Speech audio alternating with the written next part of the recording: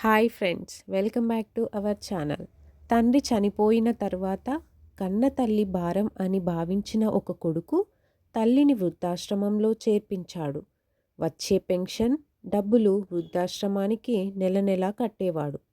ఖాళీ దొరికితే తనకు మనసు పుట్టినప్పుడు ఏ అమావాస్యకో పౌర్ణమికో ఒకసారి చూసి వచ్చేవాడు. అలా రోజులు నెలలు గడుస్తూ ఉన్నాయి. ఆశ్రమంలో ఉన్న వృద్ధురాలు మాత్రం ప్రతిరోజు తన కొడుకుని కోడల్ని గుర్తు చేసుకొని చాలా కుమిలిపోయేది. కొడుకుపై బెంగ పెట్టుకున్న ఆ వృద్ధురాలి ఆరోగ్యం చాలా క్షీణిస్తూ వచ్చింది. మనవడు మనవరాలుపై బెంగ పెట్టుకునేది. కొడుకు రోజు ఏం తింటున్నాడు అనే బెంగ కూడా తనకి ఉండేది. ఒకరోజు ఆశ్రమం నుండి అతనికి ఫోన్ వచ్చింది సడన్గా. మీ అమ్మకు బాగోలేదు, హాస్పిటల్కి తీసుకొని వెళ్ళాం. వైద్యం చేసి డాక్టర్లు ఆరోగ్యం క్షీణించింది అని చెప్పారు.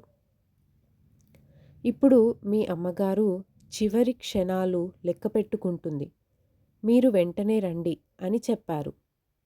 తల్లికి కనీసం మాట్లాడడానికి కూడా రావడం లేదు. తన శక్తిని అంతా ఉపయోగించి, బాబూ, నా చిన్న కోరిక, చివరి కోరిక తీరుస్తావా అని అడిగింది. తల్లి చేతిలో చెయ్యేసి చెప్పమ్మా అన్నాడు కొడుకు. నాయనా, ఈ ఆశ్రమంలో ఫ్యాన్లు పెట్టించు, ఒకటి కూడా లేదు. ఆహారం పాడవకుండా ఒక ఫ్రిడ్జ్ కూడా కొనిపెట్టు. కొన్ని రోజులు తినకుండా పడుకున్నాను నాన్న.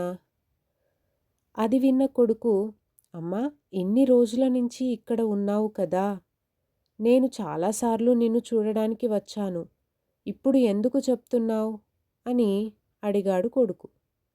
బాబూ, నేను ఎలాగో వేడిని ఆకలి బాధని తట్టుకున్నాన్రా. కానీ రేపు నీ పిల్లలు నిన్ను ఇక్కడ చేర్పిస్తే నువ్వు తట్టుకోలేవురా నాన్న అని చెప్పింది.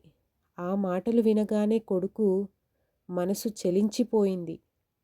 ఒక్క క్షణం తన చిన్నప్పటి నుంచి తనని తన తల్లి ఎలా పెంచిందో, ఎన్ని కష్టాలు ఎన్ని నష్టాన్ని ఎదుర్కొని తనను పెద్ద చేసిందో కళ్ళ ముందు కనిపించాయి. బాధతో తల్లి రెండు చేతులు పట్టుకొని, నన్ను క్షమించమ్మా, ఇన్నాళ్ళు నేను చాలా బాధపడ్డాను.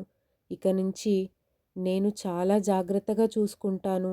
పదమ్మా, మన ఇంటికి వెళ్దాం అని చేయి పట్టుకొని లేపబోయాడు. అంతే, అప్పటికే ఆ తల్లి అనంత లోకాలకు వెళ్ళిపోయింది.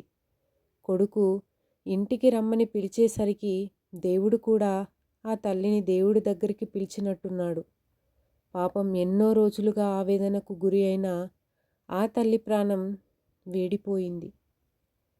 ఏమైనా సరే, తల్లిదండ్రులు బ్రతికున్నప్పుడే పిల్లలు వారి విలువలు తెలుసుకుంటే బాగుంటుంది.